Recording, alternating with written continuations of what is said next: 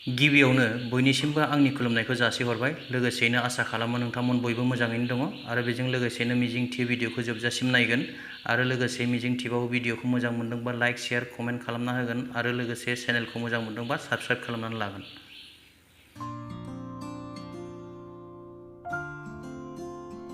मोनसे ओरैबायदि घटना जालायबाय बाक्सा जिल्लायाव माने ओरैबायदि लाजिनांथाव मुगैथाव नासयजाथाव आसुरित माने जाथावथारै मोनसे जाथाय जानानै थांलायबाय बाक्सा जिल्लायाव।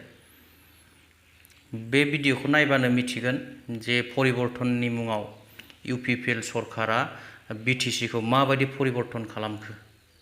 ओरैबायदि दुखुनांथावखा भिडिअआ आरो लाजिनांथावबो सहायथावथारा एखेबारे भिडिअखौ नायोब्ला रायजो राजा नोंथांमोनहा मिथिगोन। एसे भिडिअखौ नायग्रोदिनि बिनि उनाव सावरायदिनि। बाक्सा जिल्लानि 22 नं बागानपारा जफादं बिसिडिसिनि सिङाव थानाय आमिनगाव गामिनि रहिला ब्रह्मआ सोरखारनिफ्राय मोननाय PMAY जि न'नि बिथा लेभेलखौ थब्रै रडनि सोलाय थसेल' रडजों लुनायनि अजद थिखांदों मासिगिरि मन्टु गयारिनि हेंथायै। आङो होनदोंमोन रडखौ थब्रै होना हो होननानै बुंदोंमोन आङो, ओमफ्राय दा थसेल' होनानै होदों। ओमफ्राय आंथ' मिन्थियाना माबायदि लुखो माबायदि माखो, आं नायनो नागिरबाय ओमफ्राय नायनो होआसै ना आंखो। लिन्टाराव थसेल' होखादों बिदिसो होनबाय। जि आरामथार जागोन दे थसे होबाबो बायलाङा जिलाङा थबनो जोरगोन ओरैसो होनदों आंखौ। हुवा गैया हाथिजों गाथार जादों बोसोरब्रै जाबाय। आं मोजां सुबिदाखौ लुगैयो, मोजां लुनायखौ लुगैयो। ओमफ्राय आरो दा जिमान आंहा इमान खस्थ' जादों, दा हुवा गैया माबा गैया, आं हाजिरा खामला मावनानैसो आं जायो। ओमफ्राय आंनो बे न' गंसेखौ मोजां लुना होनांगोन बिसोरो। मानो हायाखै दा इ मावा आं फैसा दिहुनदोंबा बे मावाबा आं लुखानांसिगोन। बियो होनबाय मोजाङै थिगैनो जाजोबगोन गासिबो, बिदि रड गंसे गंसेल' होनानै मोजां जाखागोन दे, बिदि गंनै गंथाम होलायनायनि माबा गैया आरो होननानै बुंदो आरो आंखो। आं होनदों बार'खाफोर फैबा, बार'खाफोर फैनानै बे न'खौ गोलैलांजोबबा सोर लुना होफिनगोन आंनो, बे न'आखि मोजां जागोन नामा होननानै बुंदोंमोन आङो। ओमफ्राय इसोरो होनबाय, चेयारमेना होनबाय दे जागोन दे, गंसेजोंनो बेलेग गामियावबो आंनो लुना फैदों, बेलेग जायगायाथ' थसेबो रडखौनो होआखैनो। ओमफ्राय दा जोंहानिखौबो गंसेल'सो होना होबाय। ओमफ्राय दाथ' होथारनो नांगौना इखौ रडखौथ' गंब्रैयानो होथारखानांगौ। आं आरो नुखादोंना बेलेगाव मावनाय मानसिफोरनिखौ बानायनायखौनो, लिन्टार बानायनायखौ नुखादोंना आङो। आरो रान्दि मानसिखौ थगायबा जागोन नामा? आं हागोन। भिडिअखौथ' नुबाय रायजो राजा नोंथांमोनहा, नुनानै माबायदि मोनखो गोसोखौ? रायजो राजाखौ ओरैबायदि सोलायनायनि मुङाव माने गोदै गोदै रावजों बुरखायनानै दिनै सासनाव फैनानै सरखार दानानै बिथांमोनहा दिनै मा मावनो सानखो? रायजो राजानि गोरिब गुन्द्रानि सासे रान्दि हिन्जावनि न'नि थाइसे थाइनै फैसाखौनो बेबायदि सोबख'नानै जानो सानबाय नामा बिथांमोनहा? बेसेबां अयनाय जागोन? जाय मानसियानाखि उनाव थानो थाखाय मोजां गंसे न' लुफिननानै लानो हानाय नङा, बेबायदि मानसिनि न'खौनो जुदि बेबायदि खालामबायब्ला बिथांमोननि गोसोआ माबादि? रायजो राजाफ्रा एसे कमेन्ट हरदो प्लिज। दा बे जानानै थांबाय। आरो दानिया मोनसे भिडिअ दङलाय, बे जाहैबाय जोंनि डिपुटि चिफ गबिन्द बसुमतारी सार।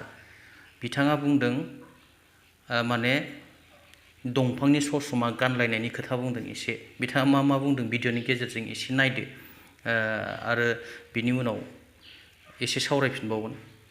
नांगोल पार्टिनि जायफोर अन्ध समर्थक बिथांमोना हयथ' आथिखालनि सरकारा मा मावदों बेफोरखौ नुस'वाखै। बिथांमोना जुदि दंफांनि ससमा लगायदोंबा बेखौ खुनानै मोजां नोजोरजों नायथों।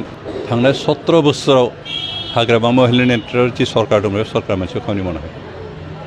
बिथांमोना ना लामा सामाखौ मोजां बानायनो हादोंमोन, ना रायजो राजाफोरनो दै लोंनायनि बेबस्था खालामनो हादोंमोन, ना फरायसाफोरखौ हेफाजाब खालामनो हादोंमोन। अन्ध समर्थक जानानै मोजां खामानिखौबो मोजां जायाखै होनना बुंनाया बे आसलते गियानि मानसिनि खामानि नङा। जाया मोजां जादों बेखौ मोजां बुंनांगोन, जाया गाज्रि बेखौ गाज्रि बुंनांगोन। थारैनो भिडिअखौ नुनानै माबायदि मोनखो रायजो राजा नोंथांमोनहा? थारैनो BPF हानजानि समर्थकफ्रा, हेफाजाबगिरिफ्रा दंफांनि ससमा गानमारदों ना बिथांमोनहा गानदों? भिडिअखौ नायनानै एसे सिन्था खालामदो। मोनसेबो लामा बानायाखै, मोनसेबो जौगानायनि खामानि मावाखै 17 बोसोराव होननानै बिथाङा बुंदों। नाथाय नुदोंना नुवाखै बिथांमोनहा 17 बोसोराव मा जादों मा जायाखै बेखौ आं बुंला, रायजो राजाफ्रानो बिसार खालामदो। आरो गुबुन मोनसे भिडिअआ जाहैबाय UPPL हान्जाखौ नागारनानै 14 नं चिरां दुवारनि माखासे आदिबासी मानसिफ्रा मानो BPF দলত জয়েন जाखो बेनिबो मोनसे भिडिअ दं, एसे नायदो।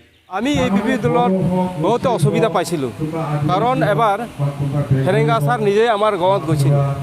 আমাৰ গাঁৱত এজন ফিলিপ মাষ্টাৰ নাম, সিহঁতৰ ঘৰত গৈ আমি ফেৰেঙ্গাৰ আমি একে মেচ বেৰেজ মানে বহি আমি আলোচনা কৰিছিলোঁ। পিছত সেই আমাক প্ৰতিশ্ৰুতি দি আহিছিল যে আপোনালোকে একো চিন্তা কৰিব নালাগে, যি দিব লাগে আপোনাৰ পৰিৱেশটো আমি গোটাই আহি আমি নিজেই গাঁৱে গাঁৱে ঘূৰি ঘৰে ঘৰে চাই আমি আপোনালোকৰ পৰিৱেশটো আমি পৰিৱৰ্তন কৰিম, এই আশাটো আমাক দি আহিছিল।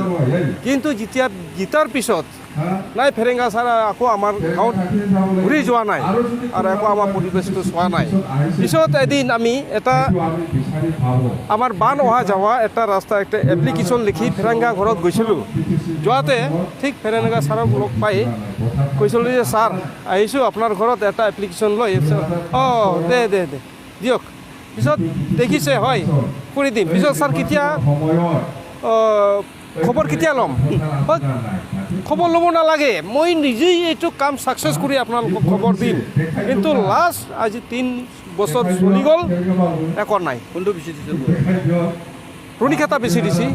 बे गोलावथार भिडिअखौ नायनानै आङो मोनसेल' आयदानि सायाव आङो आंनि अपिनियनखौ होगोन। दा बे मोनसे आयदायानो जाहैबाय बै बाक्सा जिल्लानि बागानपारा जफादं BCDCनि सिङाव थानाय जाय रान्दि हिन्जावनि मुङाव PMAYG न' बे आइजोआ मोनदोंमोन। बे आइजोआ न' मोनखांनायनि उनाव बेनि न' लुनायनि दायित्वखौ चेयारमेन बिथाङानो लादोंमोन। दा बे चेयारमेना बबे दोलोनि मानसि?